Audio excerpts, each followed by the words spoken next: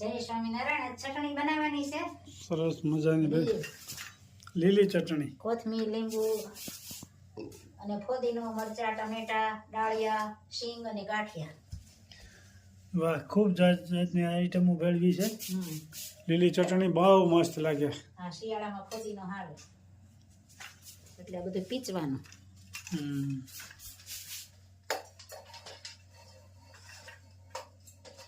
સરસ મજાની ભાઈ ચટણી બની રહી છે.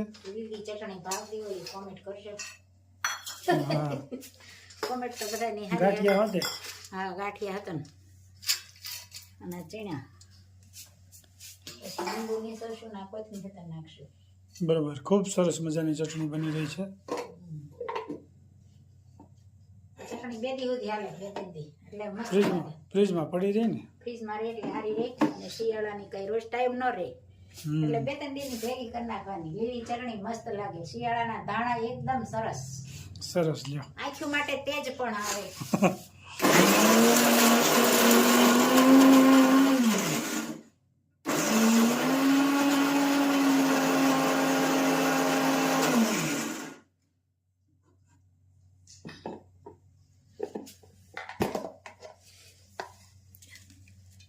સરસ મજાનો ભૂકો થવા માંડ્યો છે. હવે કોથમીર થોડી થોડી નાખવી ને એટલે મિક્સ થઈ જાય.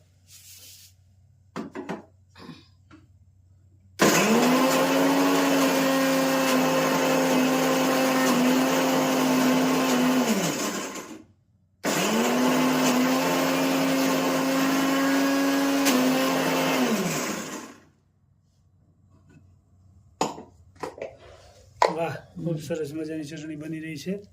મસ્ત મજાનું સરસ મજાનું વાલોળનું શાક અને ચટણી પણ તૈયાર થઈ ગઈ છે ને બાજરાના રોટલા અને છાશ અને હળદર, મરચા, લીંબુ અને જમવા બે ગયા. કેમ બેન? મસાલાથી ભરપૂર છાશ મસાલાથી ભરપૂર છાશ અને રોટલો બાજરામાં શિયાળામાં બહુ મોટો ફાયદો કરે.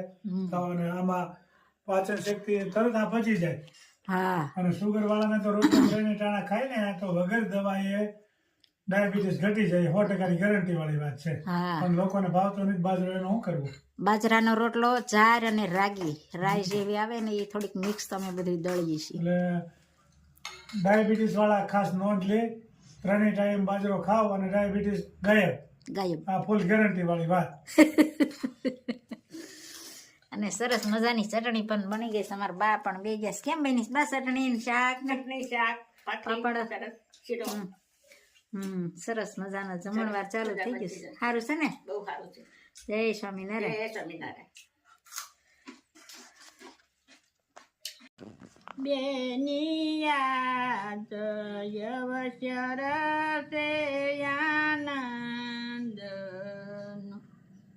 તેમાં વળગી છે માયાની જાળ. અવસર તે આનંદ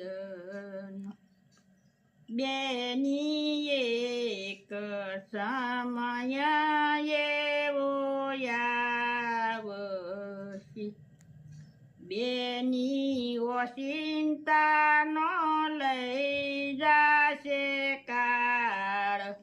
અવસર આવો નૈયા, બેની પરમ કૃપાળુ પ્રભુજી છે. બેની એ છે દિલના દયાળ. સ્મરણ કરો શ્યામ, બેની તાર ટપાલ ત્યાં નથી આવતા. બેની ગયા એના નહીં સમાચાર.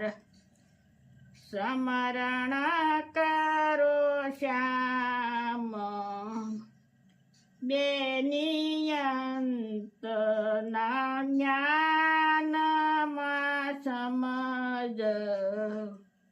બેની કરો આત્મામાં વિચાર. સમરણ કરો શ્યામ બેની અંતર શત્રુને તમે ઓળખો બેની કરાવે છે ભજનમાં ભંગ સમરણ કરો શ્યામ બેની ભજી લેવા ભગવાન